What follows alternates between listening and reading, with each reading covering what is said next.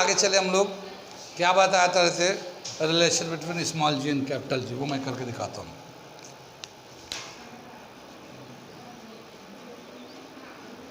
Relation between small ji and capital G, ठीक है ना। ये देखते हैं, ये हमारा अर्थ है और इस पे एक बॉडी है, मान लो ये एक मास है, ठीक है ना। और ये हम लोग अर्थ के सरफेस पे, इस मास को अर्थ के सरफेस पे ही ले लेते हैं, अर्थ के सरफेस पे ले लेते हैं। तो इस मास का और इसके अर्थ से जो डिस्टेंस होगा रेडियस ऑफ अर्थ के बराबर होगा।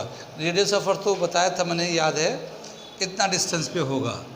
अगर हम लोग सिर्फ ग्रेविटी ले, ग्रेविटी का कंसेप्ट, जैसे न्यूटन ने कहा था ना कि earth has tendency to attract every body and that is called gravity and the gravity is equal to force is equal to mass into acceleration. So according to concept of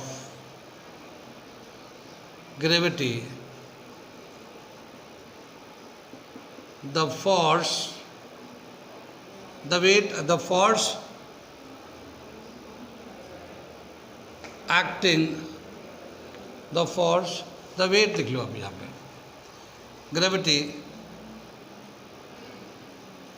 the force on m is given as, force कैसे लिखेंगे, m into g, ये equation बन हो गया, ठीक है ना।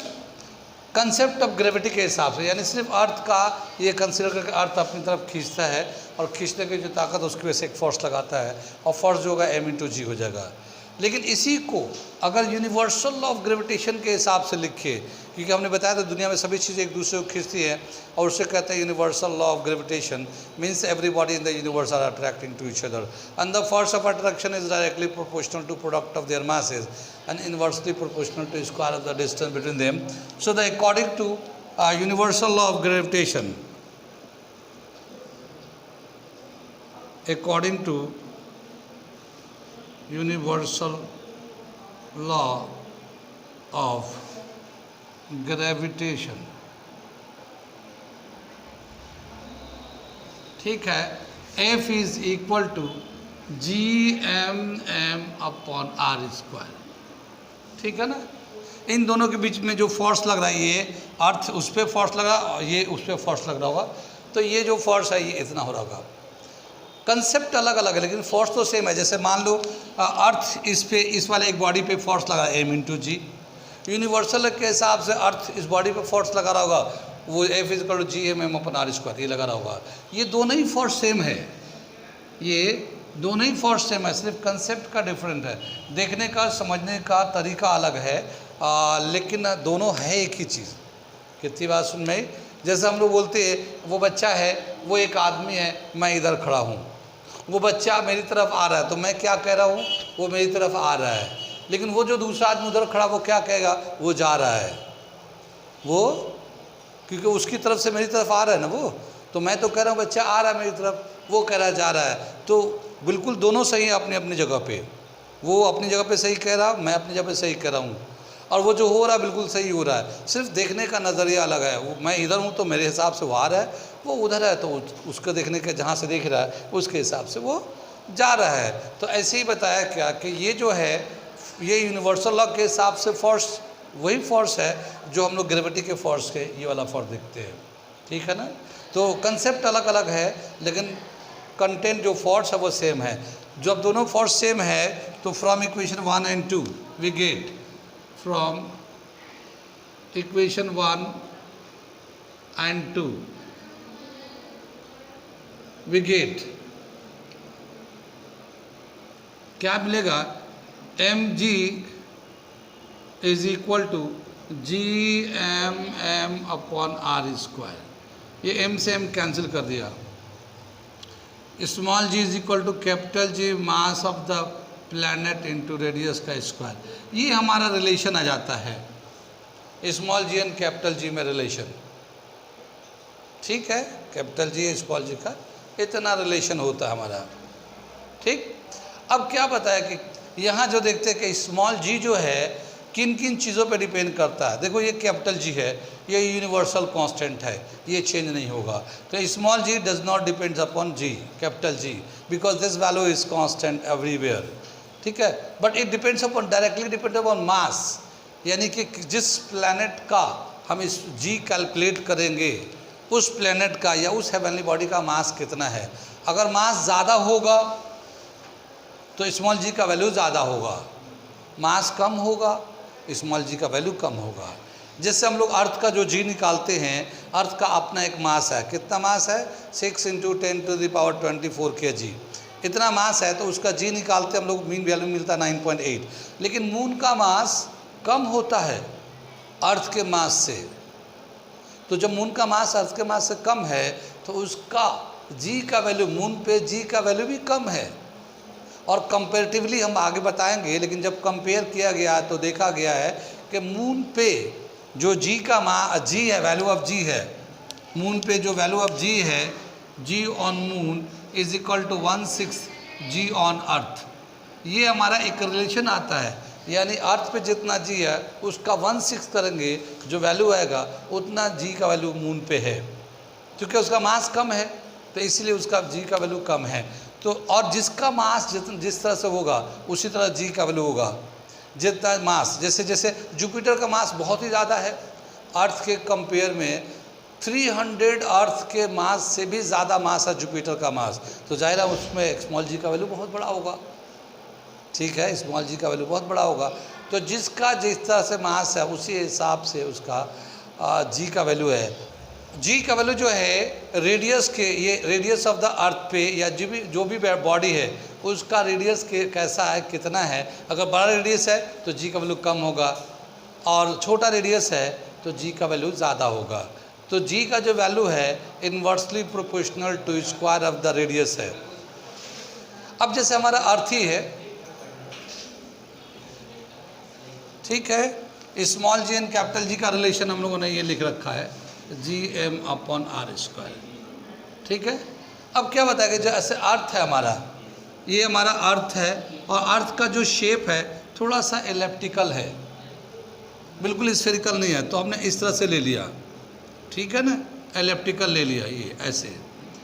और ये हमारा सेंटर ऑफ द अर्थ है, यहाँ से यहाँ तक जो डिस्टेंस है वो इक्वेटर का डिस्टेंस है, और यहाँ से जो जाएंगे हम लोग तो ये हमारा पोल का डिस्टेंस है, पोल, और ये इक्वेटर,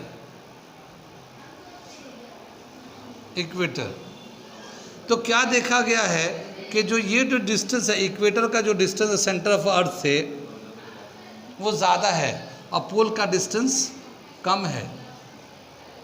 कितनी बात सुने, अगर हम किसी बॉडी को यहाँ रखें पोल पे, इक्वेटर पे, तो उस वहाँ पे जी कम होगा। क्यों? क्योंकि आर जो है ना, इक्वेटर का यहाँ से यहाँ तक जो आर है वो ज़्यादा है, तो जी का वैल्यू कम हो जाएगा। और अगर यहाँ लेके रखते हैं उसी बॉडी को, यहाँ लेके आएंगे तो यहाँ का डिस्टेंस कम है, तो जी का वैल्यू यहाँ ज़्यादा हो जाएगा। तो यहाँ पे जो जी का वैल्यू है जी ऑन इक्वेटर कहलाएगा, और यहाँ पे जो वैल्यू होगा जी ऑन पोल कहलाएगा।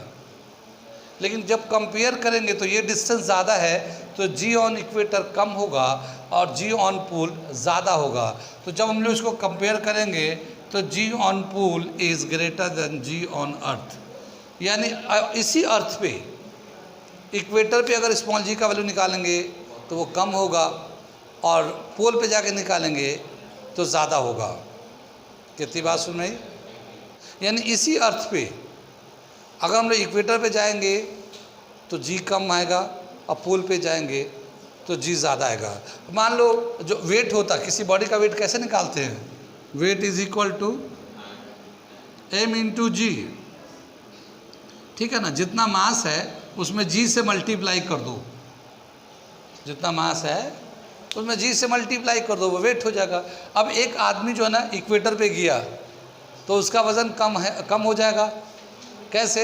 मास तो उतना ही है मगर जी का वैल्यू कम है, तो उसका वेट कम हो जाएगा। अब वही आदमी अगर पोल पे चला जाए, वही आदमी पोल पे चला जाए तो उसका वेट ज़्यादा हो जाएगा, बगैर खाए पिए ही वज़न बढ़ गया, कम माल नहीं हो गया ये, बगैर खाए पिए ही उसका वज़न बढ़ गया। क्यों? क्योंकि जी का वैल्यू बढ़ गया वो। और अगर मान लो इक्वेटर से पोल से इक्वेटर पे चला गया तो वेट घट जाएगा। तो इस अर्थ पे ही अलग अलग पोजीशन पे जी का वैल्यू अलग अलग आता है और उसके हिसाब से वेट में चेंजेस आते हैं। कितनी बात में? तो ये जो स्मॉल जी है मास से तो डायरेक्टली डिपेंड करता है, मगर रेडियस से इन्वर्सली डिपेंड करता है। और हमारे अर्थ पे ही जी का वैल्यू अलग अलग होता है। G on pole is greater than G on earth. कितनी बात सुनी? अगर हम लोग अर्थ के अंदर जाएं तो क्या होगा इफेक्ट जी का, वो बताते हैं। आगे देखते हैं अभी जी स्मॉल जी पे क्या क्या और इफेक्ट होता है। क्या बताया कि जैसे हम लोग अर्थ के ऊपर जाएंगे, अर्थ के ऊपर जाने ऑल्टीट्यूड में, जैसे ये हमारा अर्थ है, ये अर्थ का सरफेस है ये जहाँ पे हम लोग रहते हैं, और इसके ऊपर जब जाएंगे हम लोग ऊपर की तरफ तो जी का वैल्यू घटते जाता है, जी का वैल्यू घटते जाता है। तो यहाँ पे लिखते हैं the value of g small g decreases as the altitude increases. ठीक है ना? ऑल्टीट्यूड जैसे जैसे बढ़ता जाएगा वैसे वैसे जी का वैल्यू घटता जाता है। और एक ऐसा स्टेज आता है जहाँ पे एक ऐसा हाइट होता है जहाँ जी का वैल्यू बिल्कुल ज़ीरो हो जाता है। और जब वहाँ अगर पहुँच जाता है कोई बॉडी तो वहाँ से फिर अर्थ पे लौट के नहीं आता। जी बिल्कुल ज़ीरो हो गया, वहाँ अट्रैक्शन ही नहीं है, बिल्कुल ख़त्म हो जाता है। कितनी बात सुन में? ऐसे ही दे रखा है अर्थ के अगर अंदर जाए, ये अर्थ हमारा है और अर्थ के अगर अंदर जाते हैं गड्ढा करके अंदर जाएंगे अंदर जाएंगे अंदर जाएंगे, ये अर्थ के सेंटर की तरफ जाएंगे toward the centre of the अर्थ, तो यहाँ पे भी जी का जो वैल्यू है घटने लगता है। यहाँ पे भी जी का वैल्यू घटने लगता है। तो अगला पॉइंट दे रखा the value of g also decreases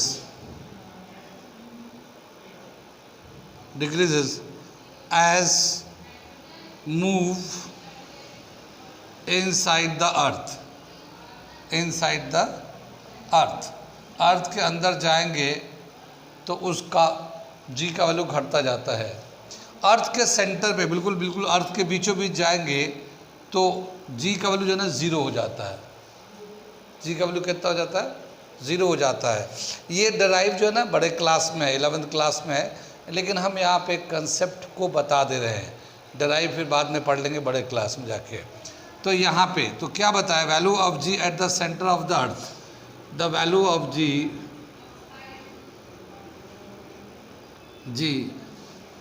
eight the centre of the earth is zero. ठीक है ना? अर्थ के सेंटर पे स्मॉल जी का वैल्यू ज़ीरो होता है। अर्थ रोटेट करता है, पता है? अर्थ रोटेट करता है वेस्ट टू ईस्ट, जिसकी वजह से दिन रात हो रहे हैं। ठीक है ना? दिन रात सुबह शाम जो हो रहे हैं किसकी वजह से? अर्थ के रोटेशन की वजह से। और अर्थ रोटेट करता वेस्ट टू ईस्ट, पश्चिम से पूरब की तरफ रोटेट करता है। कितनी बात सुनी? Against the sunrise, against the sunrise, sun किधर से निकलता है? पूरब से निकलता है, पश्चिम की तरफ जाता है, लेकिन अर्थ उसके अपोजिट में घूमता है, पश्चिम से लेकर पूरब की तरफ घूमता है वो। ठीक है ना? अर्थ अपने एक्सिस पे ऐसे घूमते रहता है, 24 आवर में पूरा एक चक्कर लगा लेता है। अगर अर्थ रोटेशन बंद कर दे, घूमे नहीं, तो जी पे क्या होगा? जी का वैल्यू बढ़ेगा घटेगा या उतना ही रहेगा? तो जो रिलेशन है बड़े क्लास में जाके देखेंगे, लेकिन अब उसका हम कंक्लूजन बता रहे हैं कि अगर अर्थ का रोटेशन रुक जाए तो जी का वैल्यू बढ़ जाएगा। जैसे अभी जी का वैल्यू कितना है? 9.8 मीटर पर सेकेंड स्क्वायर मीन वैल्यू है। अगर अर्थ रुक जाए, रोटेट करना रुक जाए, तो जी का वैल्यू इससे ज़्यादा हो जाएगा। ठीक है? तो ये हम यहाँ पे बता रहे हैं, इस पॉइंट को भी लिख दे रहे हैं। If the rotation of earth is become zero if the rotation of earth rotation of earth becomes zero, then the value of g will increase, small g will increase. ठीक है ना, g का value increase कर जाएगा। कितनी बात सुन में आई? ये कुछ पॉइंट्स है, नोट कर लीजिए इस तरह से याद रखने के लिए, फिर उसके बाद मैं आगे बता